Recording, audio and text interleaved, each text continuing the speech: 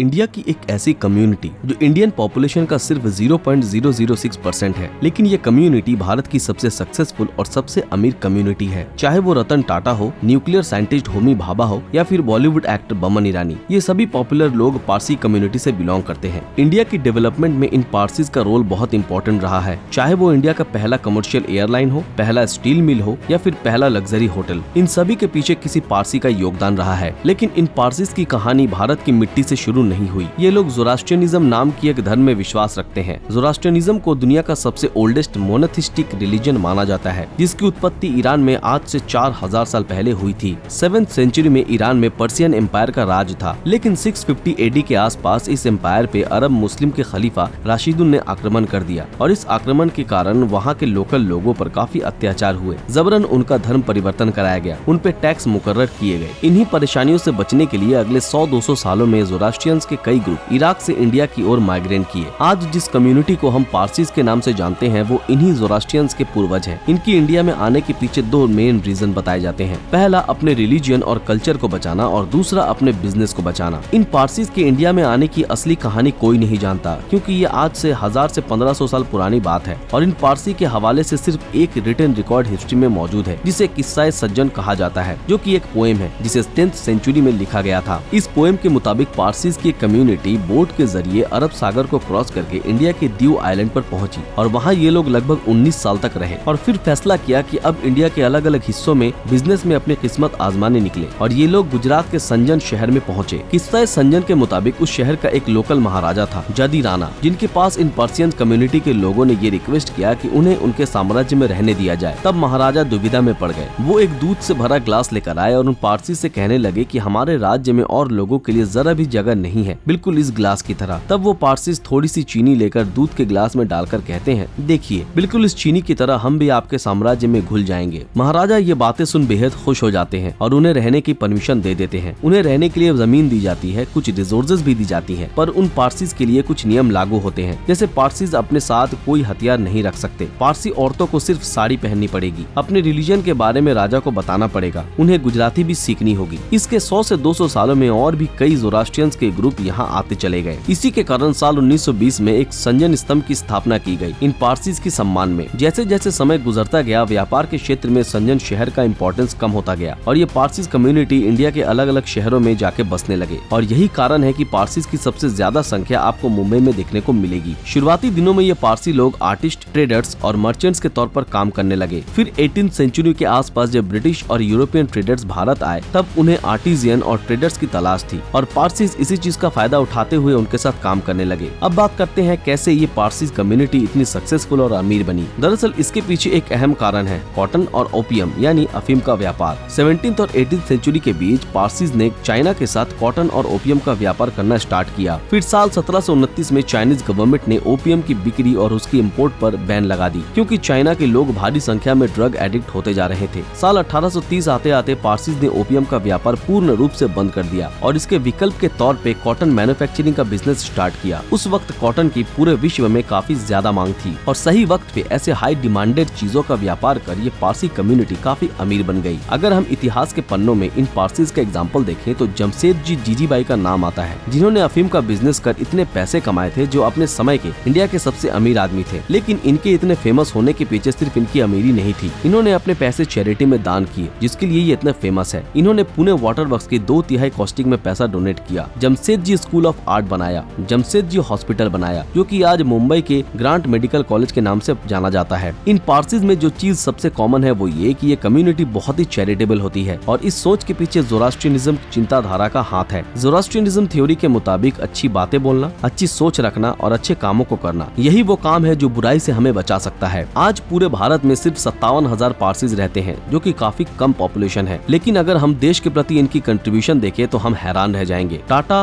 वादिया, गोदरेज जैसे परिवार भारत के टॉप इंडस्ट्रियलिस्ट फैमिली हैं। जमशेदजी टाटा को फादर ऑफ इंडियन इंडस्ट्रियलिस्ट कहा जाता है। इन्होंने टाटा ग्रुप की स्थापना की, जमशेदपुर सिटी को बनाया। JRD टाटा ने इंडियन एयरलाइन की शुरुआत की। इसके अलावा भी Tata motors, Tata consultancy services, Tata salt, Titan, इन सभी की स्थापना की। इसके बाद नाम आता है रतन टाटा सर का। साइंस के क्षेत्र में नाम आता है होमी जहांगीर भाभा का, जिन्होंने इंडियन न्यूक्लियर प्रोग्राम में एक बड़ा रोल प्ले किया। मिलिट्री में भारत के पहले फील्ड मार्शल रह चुके सैम मानेकशॉ का। पॉलिटिक्स की अगर बात करें तो फिरोज गांधी, जो कि इंदिरा गांधी के पति थे। अगर फिल्म इंडस्ट्री की बात करें तो बमन ईरानी, रॉनी स्क्रूवाला, साइरस ब्रोचा जैसे लोगों का नाम आता है। गाइज, ये थी इन पार्सीज की इंस्पायरिंग स्टोरी। आपकी इस बारे में क्या राय है, हमें कमेंट में जरूर बताएं।